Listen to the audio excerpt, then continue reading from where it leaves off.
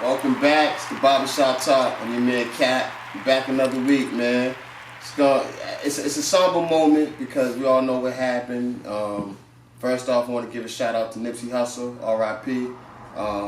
That was a tough loss for the culture. You know what I'm saying? That's a true soldier. And we're gonna get into more Nipsey Hussle during the show. And our guest tonight, man, this is a staple in the city. You know what I'm saying? That's all we have in the building is people who's doing something, putting on for the city and all of that, man. This man is featured in the Fashion Bomb Daily as top 15 Haitian designers in the country. You know what I mean? Give it up for my man, Claude Michelle. What's going on with you, bro? How's everything, man? Welcome. Definitely a pleasure to have you in the building. Yes, I'm glad to be here. I've been waiting, you know? I watch your podcast. Alright, that's what's up, man. So how was your weekend and all that? My weekend was good until I got the news of Nipsey Hussle. Yeah, man. It was tough. You know, like I said, the last time we got some news like this was Pop, Biggie. Yeah. And it's been a long time since we had a person that's like in the industry that actually affected everybody like this. Yeah, that's a fact. That's a fact. You know? So we're going to get into some Nipsey Hussle because he's more than deserving of having a segment fully on him. Yeah. You know what I'm saying? Because we all know how important he was to the culture. He is to the culture. Fuck it, he ain't dead, man. Long live Nipsey. You know what I mean? But, so you was born and raised in Boston. Yeah. So what was it like for you coming up, man? What was you getting into? Man, I was one of those kids that I had best of both worlds because I grew up in the suburbs. Okay. But I also grew up in the hood because I went to church in the hood. So it's just like, you know, on the weekends I'm in Boston, on Woodrow Ave. Yeah. Basically, most of my life I grew up on Woodrow Ave at the church. Oh, the big church right there. The brick church, 222. Well, did you have a church on Saturdays? Yeah, right? Saturdays. Okay. Yeah, so I grew up there, but I also grew up in like Norwood and Brookline. Most of my teenage years was in Brookline and Milton. So I met a lot of kids going through schools, three different schools, because I went to NCC at one point my sophomore year, which is North Cambridge Catholic, which is not even there no more, but I met half of Boston to that school. Yeah. Which is crazy, because the only reason I went there is because I convinced my father, like, yo, I heard they're good at basketball, that's what they're there for, and I was like really into ball back in those days, so I said, yo, I gotta go to this school. And the thing is, there would be wasted time if I went and not got on the team. So I got on the team, it was JV, but still. Hey, then you made it. You made it. Yeah, so how was that, playing sports and all that, man? Playing sports was fun because, my homeboy Pierre, Sully. That's my cousin. Yeah. Cousin, older you brother. know, I met him and I met Charlie Lagoa and a whole bunch of Gator, a whole bunch of cats that are from Boston that were like, people know, and I actually got to interact with these dudes because they were older than me, so I looked up to them. And it was dope because playing ball, it's like a brotherhood, you know? Yeah. So they looked at us and they used to look at us like, yo, I heard, because I have a twin brother and we both made the team. Oh, that's crazy. I didn't know that. But we don't look alike. But we both made the team. And they two different, like, he do his thing and his brother. Like, my brother's in the arts, he does the music. He draws, he does tattoos and all that. That's crazy. Yeah. So it's dope though. That's dope. People's right here. Yeah, so we both made the team and it's like, the older dudes used to be like, yo, I heard one of y'all got handled, I'm like, what do you mean? And the coaches just telling them that. I was like, oh, yeah? So, but I remember just having a brother on the team with me is like different. So it's just like, we used to go at it with the starters, because I used to think I could start. Yeah. And you know how it is, it's just ego and stuff like that. So the starters think so the coach used to pit us against each other. Yeah.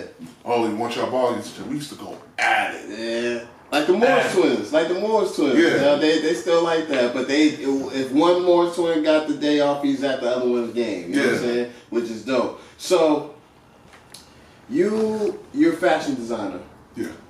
Can you explain to everyone, this is a DJ Envy question, for the people who don't know, what is a fashion designer? The reason why I have to ask is because we didn't have designers on, we didn't have stylists on, and some of them I'll be like, it'll be a stylist, I'll be like, yeah, we got designers so-and-so, and they'll be like, yo, I'm not a designer, I'm a stylist. Or they'll be like, I'm not a stylist, I'm a designer. So, are you both, and can you explain the difference between them? No, I'm just a designer. All right. I could style people because growing up, I worked retail and I used to style the mannequins at K&G back in the days, and people used to walk in and be like, I want that whole outfit. Okay. So I started putting together outfits, and my first mentor actually told me to take pictures of it. So that's when people saying I had an eye for fashion, and like, oh, you know how to put things together. this and that third, but I'm actually a designer. So designer, how would you explain being a designer? What is that? So a designer is basically, they focus on collections and brands, stuff like that. But some of them actually make their own stuff. Mm-hmm. Like me, I'm actually cutting, so I make my own stuff from scratch. Okay, all right. Okay. You know, but then you have the other people that actually have, that they actually draw everything, but they have someone else that do all the cutting and sewing for them. That's what's up. So who was you influenced by, like, coming up? My mother. Oh, you serious? I'm thinking you about the name like Gucci or something like that. No, my mother was the first person because I grew up around it. She's been doing it since she was like 12. Wow. And she was self-taught too. She taught herself, and I asked her how did you get into it. She said, I took apart a piece, looked how it was constructed, put it back together, and I was like, okay. So I just took her advice and just ran with it. So you say you start everything from scratch, right? Yeah. So what's your creation process? Actually, I'm not in the trend at all. Like, I don't, because trends come and go. You know, they'll be here one moment and they're gone the next, and I'd rather have something that's timeless.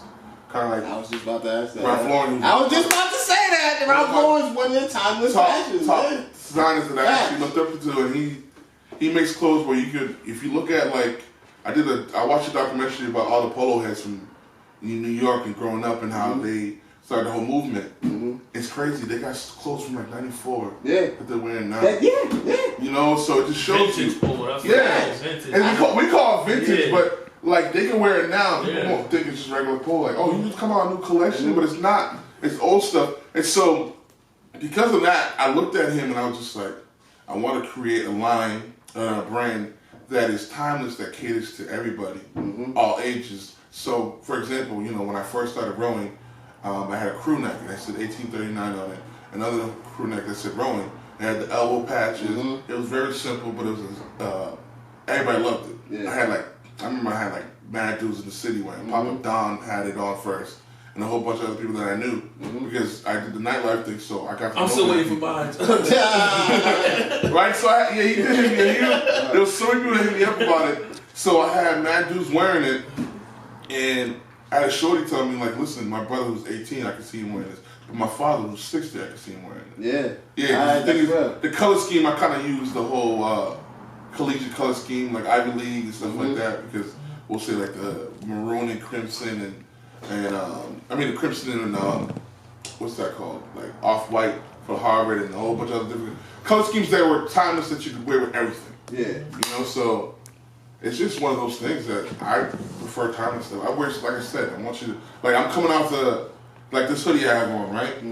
I'm coming out with a collection to represent black people. Shout out the ass. Yeah, because the thing is, not too many people knew that. Like I had a white dude at Home Depot. He was like, he seen the hoodie. He was like, off the ash, right? I was like, yeah. Black Excellence. Yeah, so I have a collection called the Black Excellence Collection. Oh, where I'm gonna introduce people, especially people of color, to like minorities that or black people that are athletes that we talk about, we don't know about, from like Jack Johnson, who's a boxer. Oh yeah, of course. You know, they actually got footage of some of his boxing matches. Yeah. From like way back in the day, Don. It's crazy to look at. Like I'm watching some of his old boxing matches, right? Now the people he's boxing, he's in stance like how niggas is in stance nowadays. Yeah. Everybody else he's boxing with is like this. Yeah. You know what I'm saying? Like the old school. Yeah, you know what I mean? And he's really like, no, it got to the point where some matches he had to it had to be choreographed because they knew he was gonna knock him out. So he's like, damn, and all these people paid tickets, I gotta make it look good. You know what I'm saying? Yeah, Jack Johnson, man. Shout out Jack Johnson. Jack Johnson, Marshawn Taylor, no one knows about Marshawn Taylor. Hennessy actually put him out there. Okay. Recently, they did a story on him. He's a cyclist. He's a black cyclist that did a race that was 6 days straight. Wow. That's crazy. Yeah, that's crazy. That's crazy. That's wild. That and who else was there? I'm looking at Jesse Owens. Oh yeah, of course. You know, you gotta be Jesse Owens. Jesse Owens. 1936 Olympics. Yeah, I made a sweatshirt. And my brother got it. I'm actually about to re-put that out. And it says Owens Berlin Games. And I'm walking around with the sweatshirt, and one kid was like, oh, I like that. And it's like, you gotta understand, I'm doing stuff to introduce people to, the people that put on for us. In a sense. And then they're not talked about like that. They're not celebrated. They celebrate every other athlete out there, but they're not celebrating our athletes that we know about. Ali obviously he's out there. That's why. Yeah, and Adidas be holding Ali down a lot. They do. They gave him his own sneaker. They put him on clothes still to this day. Yeah. You know what I'm saying? So, I feel like they giving everybody sneakers. Yeah. You know what I'm saying? Like Meek Mill got a sneaker. When he got the Puma. Oh yeah, he got the Puma. Yeah. He was with Puma, right? Because I seen him wear Puma a lot. Do y'all remember who the first person was to like really have a sneaker deal? I think it was Run DMC, but to really have a sneaker deal without being an athlete. Who was it? Who was the first person? I thought it was Run DMC. Yeah, you're right. I think it wasn't just Adidas. Because I was looking at the history about it. It was really DMC, which is crazy. Because and they was promoting it before they even got a deal. Yeah. And that's how a lot of niggas, get the Yeah, because they wearing that. If you wear something a lot, and you become a popular, you bring it with you. Because I want to become so big where I can get like Nike be like, yo, you want to collaborate? And that's what I wanted to ask about being a designer. Like, you're talking about being timeless, and all that stuff. A lot of these brands like Gucci and like, Burberry, they got these patterns that just are recognizable no matter what it's on, right? Yeah. And just them having a pattern alone, do you think that's accredited to their popularity that grew with them, their price? It has to do with popularity. The price or the style? It has to do with popularity. Because their name speaks first. Because the thing is, you gotta understand with Gucci and these other brands, my boy had a Gucci suit. And I was like, yo, let me check out your suit. So I looked inside of it because it tells you what it's made out of. It said 100% polyester. And I was just like, how much you pay for it? He said over a G. And I was like, why would you pay over a G for a suit that's not even wool? Wow. You know what I mean? It makes no sense because of the name. It's the brand, yeah. And black people and brands is true. Crazy. Oh, yeah, that's true. But then I say that it's the same type deal when, for instance, like say Y3. Y3 is like a Adidas. Talking about they're like an upscale. I like to wear Y3. Shout out to Y3 Yamamoto, man. He's a designer. You know what I'm saying? Like, but you see them, they're not really like. They don't have any real patterns, you know what I'm saying? You might not even see a logo on the shirt at all. You know what I'm saying? So how does a designer like that differentiate himself when he can come out with something plain Jane and still sell it? You know why? Because you know what I'm saying? It's two different outlets. One, the YG is not made for like the urban, if you really realize it. It's more so for like the skateboard, like white, like crowd, like see the top tens. Yeah. That's more for the inner city, the hoods, and the streets. Yeah. So you won't really catch a lot of hood dudes in Y3 because they wouldn't really know about it. True. Because it's more expensive. You feel what I'm saying? Compared to the 90 to the 300 plus. Yeah, and also, I feel like it's still like button. Yeah, but I feel like also, especially like in our community with black people. If that, like, let's say there's a Gucci suit that doesn't have not one Gucci logo on it, niggas ain't buying it. Yeah. It's like people want people to know what they wearing, so it's like it's all about the logo. You know what I'm saying? Like the belts when they tuck it. Exactly. I'm guilty. Hey! For all my niggas out there with the Gucci belt. See the belt.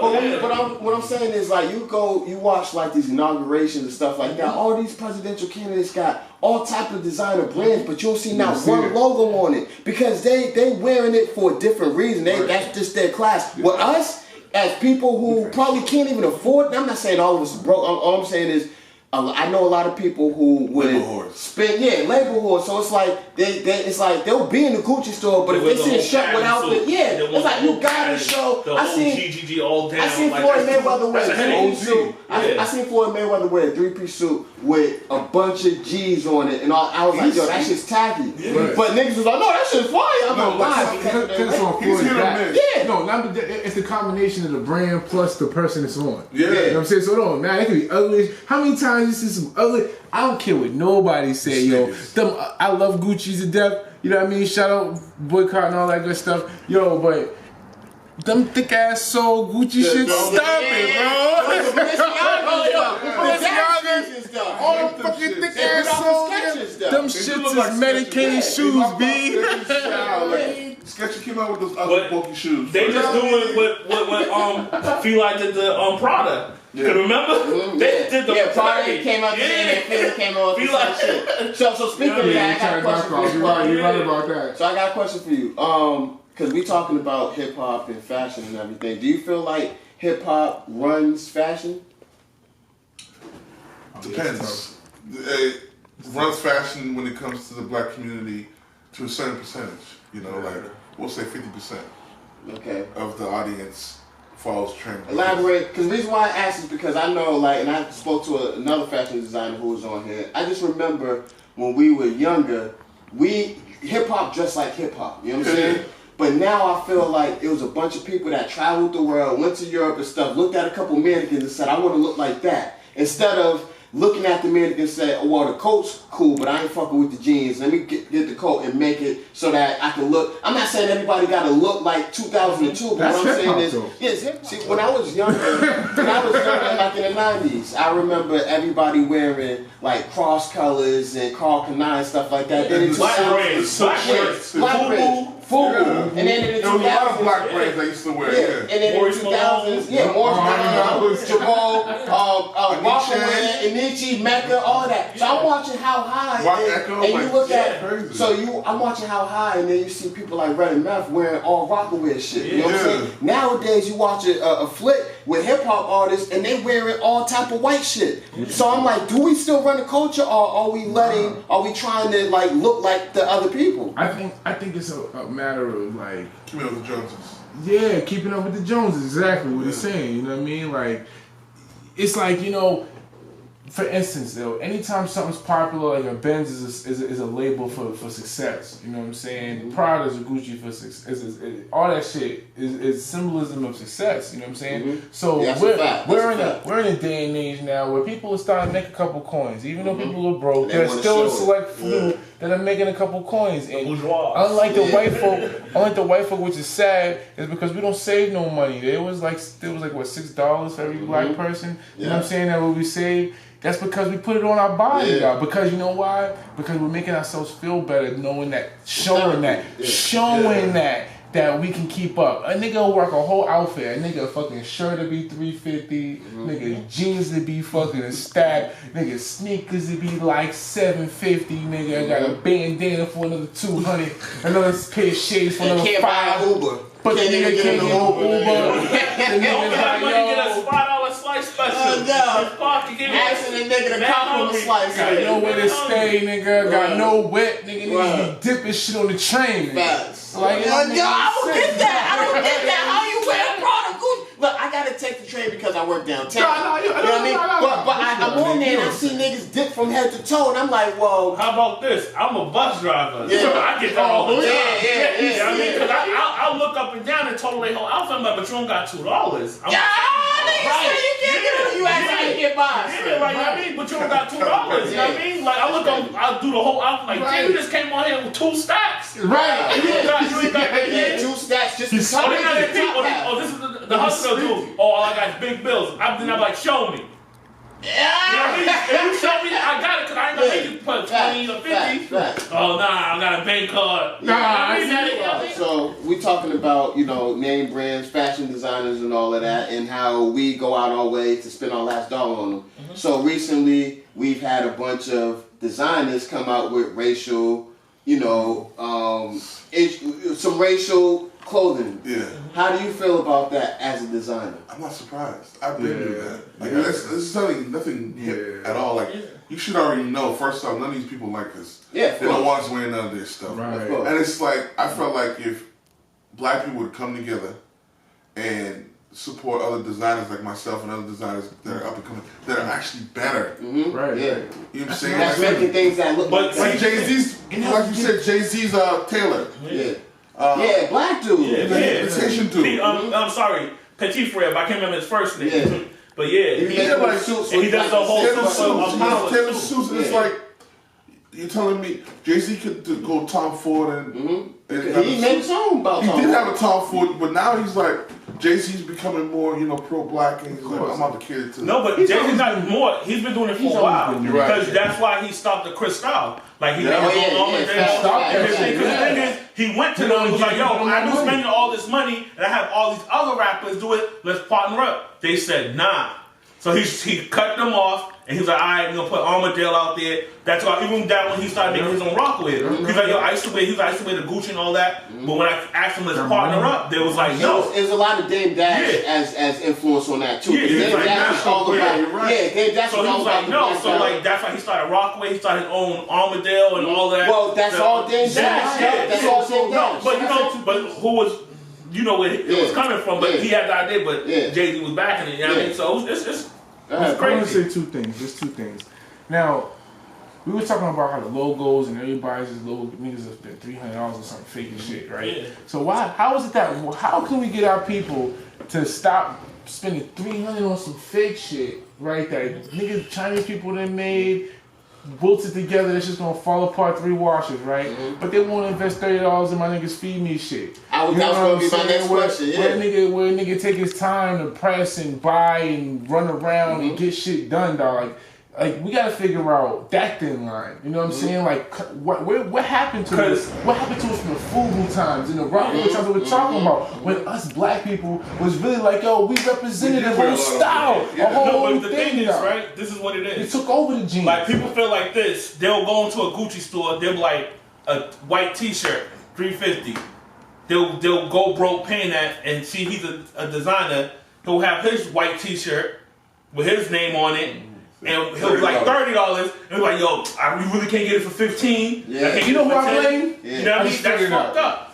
That's messed up. Because why you would go broke spend $350 in the Gucci store, but this is your man's, you claim, and he's only charging $30, and you're gonna ask for a hooker. You're gonna help him. I mean, it's the black women, man. The black. I blame the black women. It's your fault. It's your fault, ladies. You know why? You know why? Well, if niggas was getting pussy for niggas' brands, I promise you, if we had a bunch of bitches out here like, yo, nigga, you fucking feed me, nigga, I bet you niggas will be like, yo, Robbie, let me get like 20 shirts. You know what I'm saying? I said this. I'm not gonna put it solely on black women. I'm gonna put it on black people because I feel like the reason why people will run to Gucci instead of running to like a Femi or something like that, or even Claude, is because we're programmed to, like, we think like our oppressors, you know what I'm saying? We think less than when we come to our people. That's exactly. So like LeVar Ball, for example, right? He comes out with some sneakers. 500. Yeah, exactly. Now I'm not saying they're the best sneakers, and I'm not saying you should buy them, but I'm saying like, don't be like, yo, why would you charge 500? Because Louis doing the same thing, and y'all have no problem buying no shoes. It's a mentality. It's a mentality. When you think of black, you think of discount. You think of less than. Why should I spend top dollar if you look like me? You know what I'm saying? You're from where I'm from. I'm supposed to get a discount. Black is save a lot. Yeah. White is Whole Foods in our mentality. You know what I'm saying? Right. And black is the hood. Yeah. So you think of Save a Lot, you think of the thrift store, you think of the bodega, you think of all that. So what about you think of the white neighborhoods, you think of Whole Foods. What about Shaq? With the sneakers? What about Stephon Marbury did the same thing, But Stephon Marbury, his wasn't as his. Yeah, like $15 sneakers. Yeah. But Shaq, at first I used to clown that shit, like, oh, nigga, it's the pain ass. But that's just genius shit because he sold more sneakers than Jordan. Yeah. You know what I'm saying? And his whole principle behind it was dope. Was the fact that he wanted to make shoes that was affordable for all people kids. That look like him. You know what I mean? And niggas like Jordan don't give a fuck if a kid can afford it, nigga. You can't say that. Don't go that deep and say Jordan don't give a fuck. You can't say that, bro. Well, Jordan did say Republicans buy my shit too. He don't. He's a smart. White people buy that shit, but he's a smart dude. He's a businessman. He knows demographics. Well, they came out with Team Jordans. They came out with Team Jordans and shit that's like lower brand. And it's still $160, $120, nigga. You can't get a pair of Jordans for the least for some Jumpmans, nigga. Let's say that's the lowest brand. $85, $90 for some Jumpmans. Them shit's a tacky. And they uncomfortable. I don't know if I'm the only one. Jordan's period. I don't care, yo. Why are you paying $250, $300 for some sneakers that's fucking giving you hammer time, nigga? It don't make niggas just running ball, nigga. Can't even play ball at their whole heart because your feet hurt, nigga. I used to play ball with your feet hurting, nigga. Like, it don't make no sense, bro. Like, this don't make no sense, yo. Buy yourself some Shaqs, nigga. Shout out to a nigga. Yo, Claude, you was featured on the Fashion Bomb Daily as the top 15, as one of the top 15 Haitian fashion designers in America. Now, that's dope. That's crazy. That's a solid. Yeah, that's solid right there. So, and that's a huge accomplishment. So, what are some other achievements you looking to accomplish?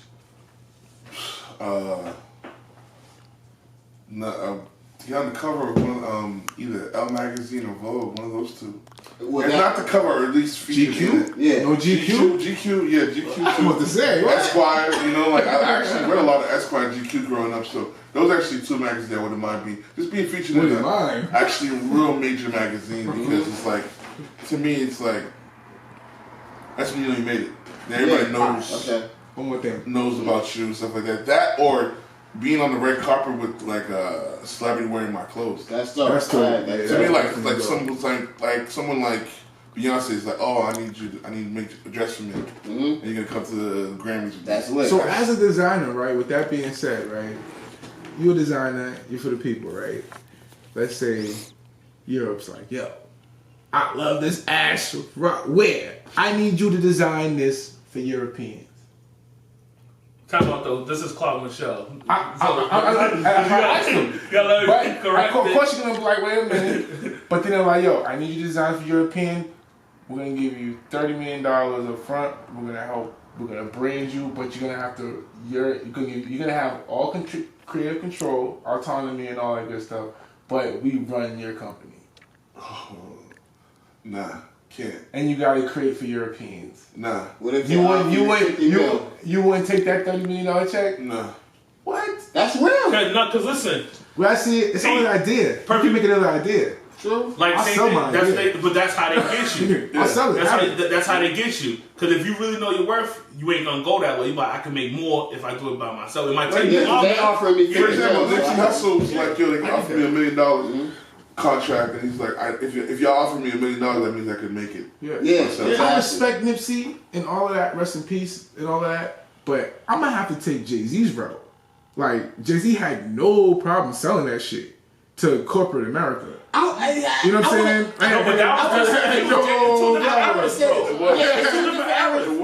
It was more so where you had to get a record label to back you. Now you go independent like Nipsey did. He went independent. But he did an album for $100, and that's sold, bro. I'm talking about Jay-Z here. Jay-Z took different eras, bro. But T, you gotta look at it. So now that we bring up Jay-Z, I'm glad you brought that up, because here's the thing with Jay-Z. If we're gonna compare him to Nipsey. Now, Jay-Z has a famous bar that I will never let down. The nigga said, truthfully, I wanted to rap like Common Sense, but I made $15 million. I ain't been rapping like Common Sense, which means I wanted to preach 444 ever since the 90s. But I wasn't getting money off of that. So I did, I told y'all about drugs, I told y'all about the hood and all of that, and made millions off of that. Now that I'm 500 million strong, now I'm going to give you 444. But the nigga Nipsey is giving you motivational music from the jump, my nigga. You can't. No, I'm not comparing. I'm not comparing. But even with Jigga, with that being said, right? Like, you know, with him coming in the 90s and him it was harder. If anything, it was harder. But if anything, he's the one that blew those doors wide open. Like you said, we got social media now. That made people like Nipsey possible to be like, okay, I'm gonna post. See, I get Nipsey's whole entrepreneurship with scarcity, with understanding scarcity and understanding supply and demand. If you have a short supply but the demand's high, you can sell that. That's genius. I give him that credit. That's why somebody like Jay-Z bought most of those albums. People don't understand that. He sold 1,000, but Jay-Z bought a good one. He bought 240,000. I'll never forget that. Yeah, we're misunderstanding the fact that Jay-Z, he took it to a whole nother level, dog. Like, he created something in a time when fashion, like in a time where he's competing with people like Mark Echo, people like Dame Fubu, Dash Dame Dash, but other black companies now. How many black companies are as big as these names I just said right now? Okay, T, let me say this. Let me throw this on you. Fubu's a multi-million company. No, believe it or not. Besides Fubu, but I'm talking about in that era where you had all these, you had options, you had options of merchandise. Okay, you know what I'm saying? Yeah, but let me throw this on you, because I see what you're saying. I see what you're saying with that. Yeah, that's different. But as far as like Jay and comparing him to Nipsey shit, like, okay, cool. Jay-Z came out with 444, which is powerful. I didn't like the album, but it's powerful. He wasn't ready for 444 yet. But here's what I'm saying though. 444, him as a 50-year-old coming out with 444 in 2018 or 2017 don't mean shit, because you're Patrick Ewing on an Orlando Magic now. No, little kids ain't listening to him. Niggas our age is gonna listen to him. But what I'm saying is, in 2000, when little kids was listening to you, that's the time to drop 444. Victory Lap is a 444 that he made at the beginning, in his prime, where the little kids is listening to that and they're being motivated. So I'm like, people are saying Jay-Z this, Jay-Z that. I like what he's doing now, but when he had the power, when he had the platform, he wasn't doing that shit. The message is the same. The message is the same. Now it is, because he's 50 and he washed up. The terminology is different. You know what I mean? I think that's where I think the line is right there. The silver lining. The terminology is different. What's being understood by kids a certain age is different. Like we said time, yo. Think about it. When we was that age, the type of shit that you can see these days, the type of shit that's going on, we didn't have World Star out. We didn't have all these popular sites. We didn't have all this shit at the tips of our fingers, dog. Like, you know what I mean? Like Nipsey lived in a time where, you know what I mean, you say one thing on Twitter, nigga, people can eat it up if they feel it, yo. Jay-Z came from a time where you had to backpack that shit. You had to fucking make that duffel run. You had to make that shit rock. And the difference between Jay-Z making 444, you know what I mean?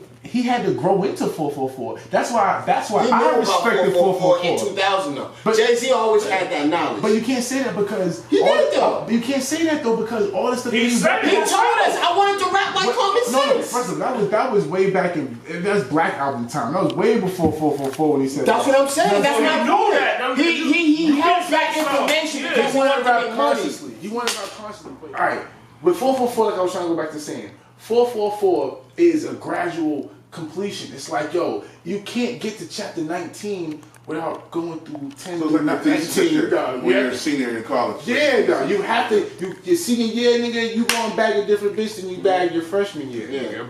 Well, I put on a wife. You going back a real bitch. You back your prom date. You like it's on, nigga. Kendrick Lamar, for example, his first album. Not his first album, but his first major album was Good Kid, Mad City. Right? He gave everybody what they wanted to hear. Yeah. His next album, To Pimp a Butterfly, was crazy. It was dope though. Yeah. That's what made me like Kendrick because he's preaching on this shit. But it was a risk that he took because his core fans was looking for a Good Kid, Mad City. So when he dropped To Pimp a Butterfly, a lot of niggas wasn't really. I think it was similar though. I think To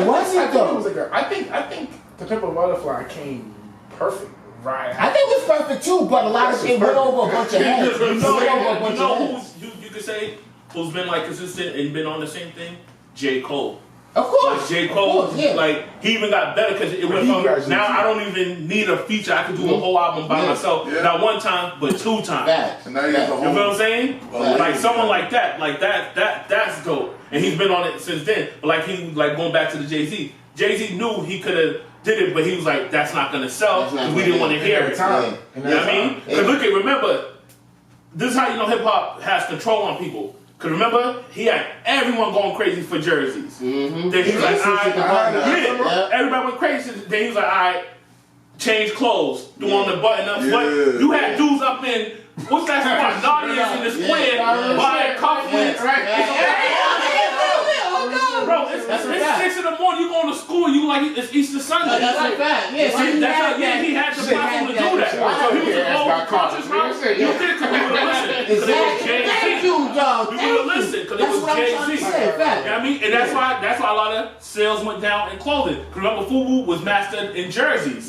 So Jay-Z's time you take off the jerseys, FUBU sales are going to go down. But Jay-Z said stop auto-tune. Yeah, but I know. That's too powerful. Auto-tune's too powerful. Auto-tune was before his time anyway. It was. Yeah. So that was never gonna stop. You know what I mean? So I got another question. I want to go back to fashion. I know we digressed a lot, but definitely want to go back to fashion. Now I want to get your intake as a designer. How you feel about the fashion scene in Boston? Oh yeah. Be honest. That's what we do. This is what the shop is about. Yeah. We keep it shop. You know what I mean? When I say we keep it shop, it's like this is the barbershop. You can say whatever you feel is the platform, let it out. You know what I mean? When you leave the wife and kids at home and you have real man conversations. Real. It's nothing bad. It's just not there. It's like I'm fighting hard to get all these designers who I be hearing things from other people that saying, oh, they don't want to deal with you like that, and they be assuming things like, oh, I don't want to work with him. So many clicks, click. When I'm the person that's trying to bring everybody together, because the things I learned something from one of my favorite motivational speakers. He said that when you leave the bathroom, there's a sign that says, for common courtesy, leave the bathroom better than you found it for the next person. And so because he went to school in Atlanta, Georgia, where it was the lowest poverty school, he said, I want to go here and play football. He said he could have went to private school, but he chose not to. He chose his parents, I want to stay here. So when nothing happening, long story short, he slept on the floor with 3 of his cousins, growing up with like 14 people in like a 2-bedroom home. The man ended up going to college. He got a degree. I mean, he ended up getting a scholarship. And he called his cousins and was like, yo, y'all need to go to college. He's like, why? Because you get your own bed.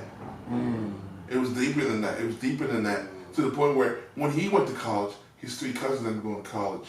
After. So this is the reason why I haven't left Boston yet. I can leave Boston a long time ago. But I'm not leaving Boston until I make sure there's a platform and there's a pathway for all the young kids behind me. No, I feel that. That's deep. To be able to, you know? And see, and most people, they won't do that. They won't bring you to the well, you know what I mean, and let you drink some water and stuff like that. So that's dope that you want to do that. People think that I'm out here, hey, I don't talk bad about, if people ask me about different designs, I respect every single, I'm the type of person, I follow every single designer in Boston. If there's a new one that pops up and I just found out that they're new, I'm following them. And they'd be like, wow, you're actually following this person? Like, why not? Because the thing is, I want to know what everybody's doing when it comes to fashion, because there's someone that has to bring together. Someone has to be the person. Because I've been told that from my own boy, it was like, yo, you're going to be that person that has to bring us together. It might be hard, but it is hard. Because it's like, I'm reaching out to all these people. They might say yes, I'll come through, we'll meet. I remember I was trying to have a meeting. I'm trying to have a meeting with all these different designers. Only one person showed up. Wow. Because everyone feels rich before they even get their first dollar. Man. You feel me? And that's what this city is. That's all I would say. Like, yo, I mean, that's how even with my crew, with the Crew Love thing, we try to spread love, like, with everyone across the whole Boston. And if you go beyond that, we will. But this is home, so we're going to try to do it here. That's why we try to bring everyone together. But some people, oh, no, we ain't fucking with them. Or then they'll be bandwagon jumping after they see the first one. Oh, that shit was dope. Now I'm going to jump on it. I got no choice. That's how it is. Like, these, see me, if like he does fashion, if he drops something, I'm like, yo, you got that in my size? I hit him up. I don't ask for no discount, nothing. I hit him up. Any design, if you put something out there, boom, boom, I'll hit you up. You know why? Because I want to support and show love. You know what I mean? It ain't no hate. That's what I'm trying to tell you. Whatever your price is, I'm gonna pay it just because I'm gonna show love. I'm not gonna ask you for no discount. You feel me? Because it's your idea to support. It's hard, and it's like the crazy thing is they don't understand that if you look at Atlanta, you look at like New York, you look at Cali even. Unity. Look at how much they go behind. Like they take great pride in seeing one of their own doing their thing. That's the difference between us and our people. We don't take great pride in what we have to leave. Well, hey, facts. Yeah. I'm looking at people like, all right, I heard Cousin Sticks. I never heard Cousin Sticks until he left. How is that? How is that? I never heard Cousin Sticks until he left. Millie's left, and he was from same with Google. From back in the day. Everybody think he's from New York. Exactly. Millie's not really from Boston. Millie's not really from Boston. Shout out to Millie. Shout out to Millie. Yeah, but I'm saying from You already know Millie. You used to open for you. You know, but he's from Massachusetts. You see what I'm saying? But I never realized about him and these other people until they left.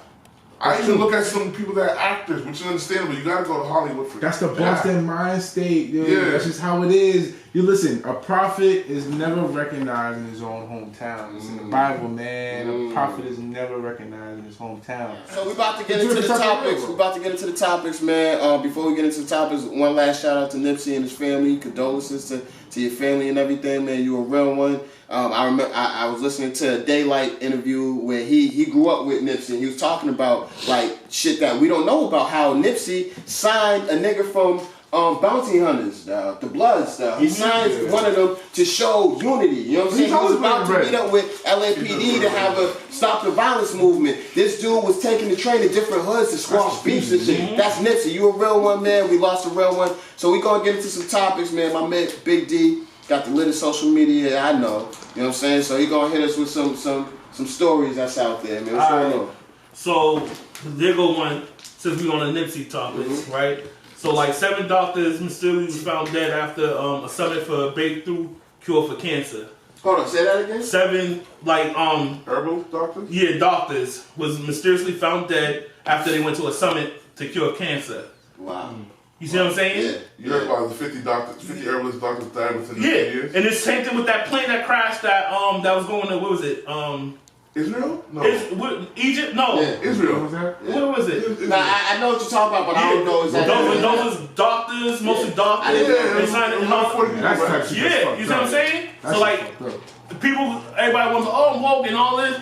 You gotta understand, once you go against these pharmaceutical companies, they out to get you, bro. If they hear you, you can even say something like, I got a cure for something. That's billions. Yeah, you take it from their pockets. If they know you're dying and I can charge you $500 for this pill, when this other person like, yo, look it, drink 2 drops of this and you're good. You know what I mean? And you ain't gotta come back and buy no more pills or anything. And you see, here's one thing that Nipsey always said. Here's one thing that Nipsey always said in his interviews. He always talked about how Dr. Sebi came out with a cure for AIDS and went to trial twice and beat it twice and proved that he had a cure. And then he goes to prison, he goes to jail and mysteriously dies under the hands of the authorities. You know what I'm saying? Like, come on, man. Curing HIV is one thing, but curing strokes, nigga? Oh, you a genius, nigga. You curing strokes, nigga? You know what that means? That let me know, nigga, he found the drug that reverses all the shit that white people do to us, so we can live another 100 fucking years where we supposed to live. He was a man.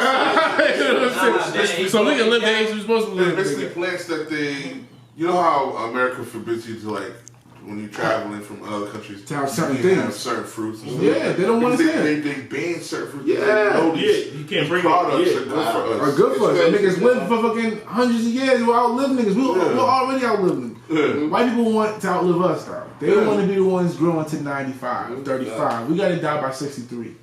All right, that's what they want from us, though. They want to live. They want us to die, though. It's just the overall between locking us up, nigga, fucking killing each other, nigga, us dying off early, nigga. It's just a big plan for it's a system. The extinction of the black man. What you got next? You know how we always touch the Me Too movement, right? Mm-hmm. So now in North Carolina, right? They got something getting away with rape. So now they're trying to pass a law in North Carolina. Once you start the sex, even if you cannot withdraw the consent once it already started. So you can no longer be like, I don't want to do it no more. No, this is North Carolina, bro. Once it's in, once you started. What about if you get naked? You can't. If you initiate it and you give the consent, like by getting. That's rape. So if I get naked and she get naked, they considering to change that the as consent. Like you cannot do it. This is North Carolina. That's crazy, bro. That should be. That's scary. So you can no longer withdraw. Like once the sex is initiated, it's no more like, oh no, I want to stop. I can't do it. That fool who's running shit. Because you know what? All those lawmen that's getting caught with the, you know what I mean? So now it's like, now she's like, I think she should be able to say stop because she doesn't want to, but I don't think she should be able to claim rape. I don't think she should be able to claim rape. Yeah, because you can send it. And rape in the middle of it, you change your mind. So I'm with you changing your mind. You have the right. It's your body. Yeah. You have the right to say I don't want to do this no more. But you do not have the right to go to the cops and say you raped me, nigga. Well, you know we was fucking. Let's say I'm in the middle of intercourse. You know what I'm saying? And she says I don't want to do this no more. Like, I'm good. You stop? Yeah, I'm stop. Yeah, I'm stop. But she can't say it was rape until that. But if I pump one more time after she says stop, that's rape. That's rape. That was one more pump. So yeah, I wanted to get into something, man, because I know I was chopping up with my man Claude Michelle, and we was just talking about some real shit about, we all in our 30s, I'm assuming. And it's tough dating in this generation because you gotta add social media, text, and nobody wanna talk anymore, and all this other stuff, man. So I just wanted to go around and see how y'all feel about this, though. Like, is it just me, or is it just like a lost cause for dating? If you're single at our age, though, is it like a lost cause, like with us, our mentality and women? We'll start with Claude and go around. Man, dating. Like I said, I haven't been in a relationship for like almost 3 years or so. Like my last girl I was with, it was back in 2016. I thought I was married a girl. Didn't work out, or whatever the case may be. But nowadays, it's jumping back in the field, you're like, oh, this ain't what I'm used to. No, but it's hard. I've never done the dating apps. I just started doing the dating apps. It's awkward. You know, and then on top of that, like, I'm being upfront with these girls. This is what I want.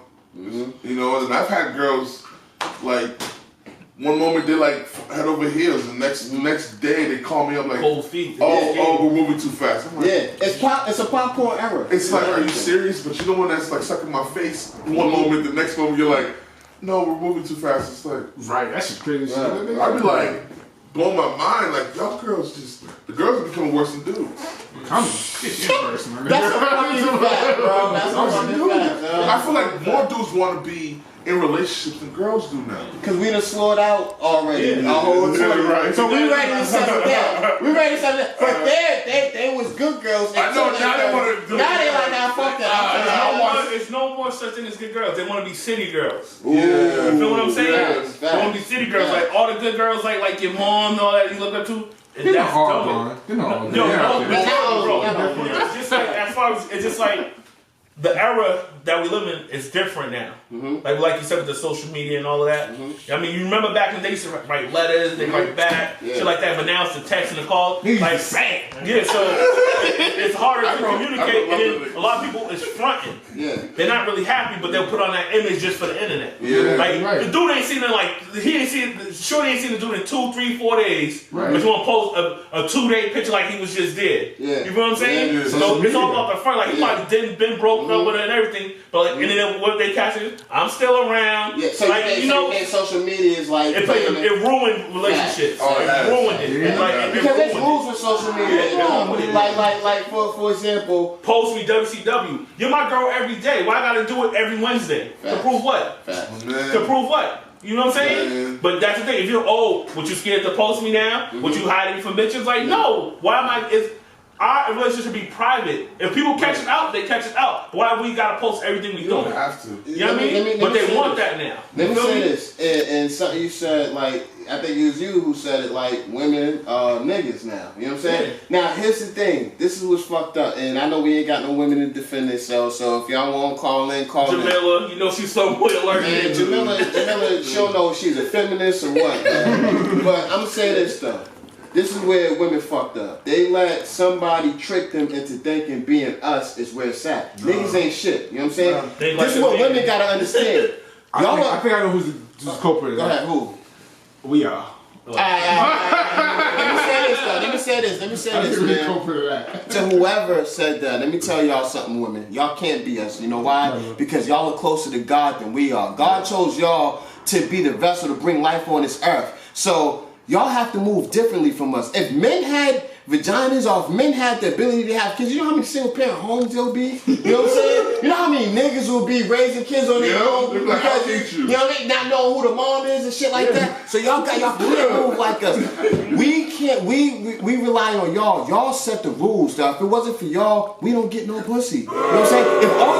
If all y'all shut us down and say, yo, we ain't putting out until y'all do this, that, and the third, men will have no choice but to step up. But now, a woman can say one thing, and we can go to a store and get what we want from the store. You know what I'm saying? You must never heard of Gorilla Pimps, nigga. Gorilla Pimps ain't taking that shit. No, Gorilla Pimps is physically beating it out of women. It's different, though. It's different, though. So, nigga, when niggas was young, this game had to be, yo, shorty on the bus. yeah. I'm You have to talk to her. You have to talk to Shorty her. on the train. If you get a number, you ain't texting, you calling it.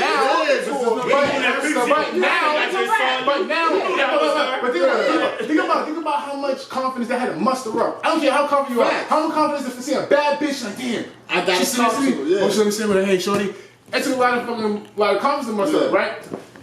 You go on bitch Instagram, nigga, bitch ass is out, You titties need no out. confidence. You're like, yo, nigga, okay.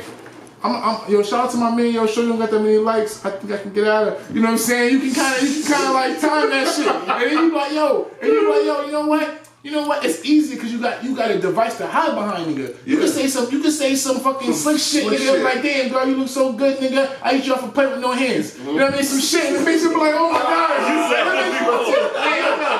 That's some kind of shit. That's some kind of shit. You know what I mean? Nigga, bitch live, and that's it. You nigga feel no live, that's it. You got it, dog. You know what I'm saying? It's just a lot easier because you have. It's like when I went to Vegas, for instance, right? I'm gonna compare social media and dating to going to Vegas, right? The reason why I said anybody ever been to Vegas, I don't know who's been to Vegas or not. I haven't been yet. When you go to Vegas, right? You go to Vegas, you hop in a cab. They pull out a catalog and be like, yo, look. I say any one of these bitches to your room right now, right? You're like, oh damn, nigga, hold on, nigga. I still gotta get to the strip club. You get to the strip club, right? You got fucking every ethnicity bitch all in line, already jump on you, right? It's all the same type shit. You have choices, though. You got a choice to be, okay, I don't want her, I want her. I don't want her. I want her. Now, granted, everything's hit and miss. You might reach out to that chick on the Instagram chick, and her brain ain't there, nigga. But you took the time. It took 2 days, 3 days for you to figure it out. You move on to the next chick, nigga. You social media her up, boom, boom, you talk to her. You never know, nigga. Next thing you know, y'all having fucking lunch, nigga. You talking, laughing, like, damn, nigga, where you been my whole life? You know what I'm saying? You have way more options. That's what I see. It's like, the vending machine. But see, V6. But see, I hear what you're saying. The Puerto Rican bitch with the fat ass. Like, I met someone who she had said some shit like, how do you feel about waiting till marriage for sex? I'm like, yeah, I know. So hear me out. So listen to this. This is what threw me off. Because I'm so used to going on social media and chicks showing me any and everything. You know what I'm saying? Without me even knowing her. I can just be like, oh yeah, I only seen her ass and titties. She could be in the club, I'm like, oh, I already know how she look at her lingerie. Cool. Now, this chick said, she's like, how you feel about it? She was like, well, I would rather save myself to marriage. I'm like, why? I'm waiting for the cliche, you know, because it's in my religion. She gave me a real answer. She said, because I'm special and I want my husband to feel special. So why would I just give myself to anybody, you know, if they don't deserve it? My husband deserves me. Even though I don't know who that is though, he deserves me. So I'm saving myself for my husband because he's gonna get all of me. No, none of these other niggas who's just gonna take me out without, they don't deserve this. And I'm like, that's so real. See, Shorty said that she went to marriage and her reason is she doesn't want to have too many body swaps because she wants to swap souls to too many people. Which makes sense. And so you carrying on energy. There's a bunch of chicks, they think they bipolar. No, you just carrying a bunch of niggas' energy. You act like this nigga, you act like that nigga, you act like this nigga. No, that bitch is bipolar. Because she taking on too much energy. Like, I'll say, this is the thing with dudes too. Y'all be fucking shorties raw. You can't do that. That shows feelings. That's why certain females. Nah, listen, you can't. Listen. You gotta go that strap one. I'm with that. You gotta go that strap one. You don't see how crazy they get? Nah, that's a fact. You know what I'm saying? You see how crazy we get too, nigga. Once being raw, she can't fuck nobody else. She can't fuck nobody else. The rawness, that makes the feelings come, bro. If you fuck a chick with a condom, you're leaving your feelings in the condom, bro. You feel what I'm saying? I don't know about that, bro. I don't know about that. Believe it, bro. Fuck a chick raw, and then you gonna see how crazy she gets. Thomas is crazy. Exactly, bro. That's what I'm trying to tell you. So, like, it's the feelings when you do it in the raw and it's protected. You feel what I'm saying? So, question for y'all. So you can't do it with everyone. Question for y'all, and we'll go around the room, y'all. We'll start off with T, and I'll end it. We all seen Ghost, Amari Hardwick. We seen him. Oh my God! Let me pose a question out there. Oh shit! We'll start with T. We'll go around. What's the rules of, you know, greed? Because I seen J. Cole meet Dwayne Wade, dap up Dwayne Wade, see Gabrielle L.U. and dap her the same way he dapped Dwayne Wade. That's respect. That's a real man. Okay, so we'll start with T. We'll go around. What's the rules of like meeting someone's wife or all that other stuff? Like, and how do you greet them? We'll start. The kiss on the cheek thing, I ain't mad at that because some cultures, that kiss on the cheek, kiss on the cheek. That's fine. Bro. And the third question is, how did you feel about what? That was a double kiss, bro. That double kiss, I would do that shit too. He never got her lip, bro. Nigga, please. Let me walk by Jay-Z and kiss Beyonce. So she wanted that. All right. You know what? Fuck it. Let me get a little lip. Let me get a little saliva. Did that make you think any different of Ghost after seeing that? Nah. He was being it with any nigga would do. Nah, but that's a violation. Now put yourself in Jay-Z's shoe. That's your woman. You feel me? If I was Jay-Z, that's a violation, I have to talk with that nigga it's a respect for sure. Bro. But he wasn't like even in some cultures, like you ain't even supposed to make eye contact with certain dudes' wives and stuff. It's disrespect. I mean, like, but like in that situation, he's a married man and Jay-Z's a married man, so he should already know. You dap up Jay, you could give a dap or a friendly hug, but the double kiss and you almost did hit her lip, you're forcing it. Like we all know it's Beyonce. If I was hit you, I probably did the same thing because it's Beyonce, but it's disrespect. No, but I'm saying that was disrespect. To me, it seemed like he was more likely doing a hello and goodbye kiss. Kiss, and then that was too close to each other. Yeah, it was too close. It was like, man, y'all. He got closer and closer to him. I feel like I kissed him twice. Beyonce, he respects her so much that he gave her the double kiss. I don't think it was more than that. Yeah, it could be like, I love you. It's like,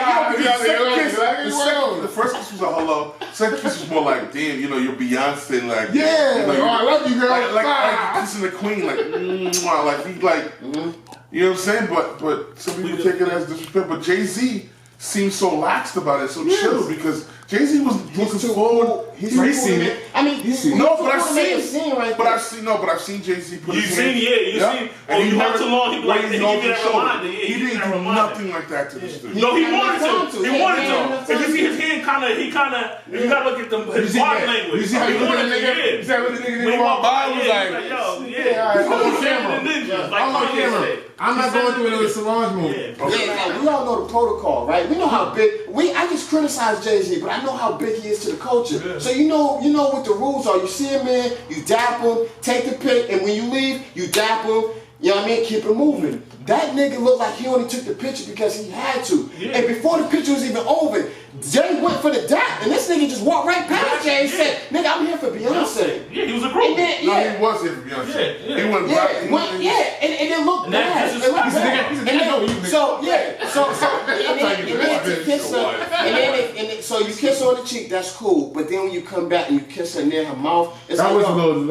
And she felt awkward, like, oh, it's not the first kiss, that was probably the second one. But when she was awkward because they didn't have some shit going on. If he didn't kiss her the second time,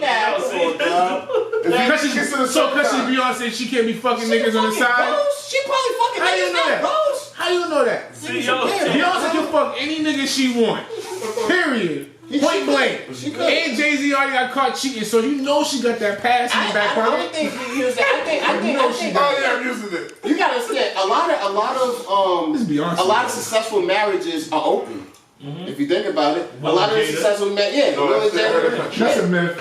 People saying it's a myth, y'all. But table talk. She said, did you hear? I was out there. He just came out with a song. Yeah, and he used her middle name, and then on the text screen that he got, it's Corinne. Is that Karen Corinne or something like that? But it's her middle name. Yeah, man. So that's gonna wrap up the show. Last shout out to Nipsey Hussle. Condolences to all his family, man. Stay up. Everybody hold your head. Nips, you looking down on us, and as a people, we gotta make them proud. Don't let them die in vain. So I just want everybody in the room to give everybody your social media, how they can get in touch with you. And Claude, if you got anything coming up that you want to promote, throw it out there. Okay. Claude Michelle, you can find me on social media, Claude_Michelle. I have a fashion show coming up this summer. So look out for that. That's what's up. Not only that, just spell it for them because some people's kind of slow. Oh, okay. It's CLAUDE_MICHELLE. Dope. Big Dame is Dave, Black Jesus. You know me, you follow me on Snap, Instagram, but my condolences to Nipsey and his family. Lauren London, stay strong. Yeah, I mean, your kids, all of that, and we gotta, like you said, we gotta continue, finish this project. We gotta finish that. I see Nick Cannon say he's gonna do it, so more powers and prayers with Nick too. Right. Let's do it. Yeah. And you already know, it's your boy Tommy Tony. That's TOMMY7 on the gram. You get to the gram, you'll find everything else. Yo, listen to them tracks. Your boy got an album coming soon. I'm working on it. I'm gonna be dropping that shit this summer. I'm ready. Yo, holla at your boy. Just check me out, all right? Lit, man. And make sure y'all follow us on all platforms. On IG, at the Barbershop Talk _. Follow us on Facebook, the Barbershop Talk Podcast. Like and subscribe on YouTube, the Barbershop Talk Podcast, man. Until next time, we'll holla at you. Peace.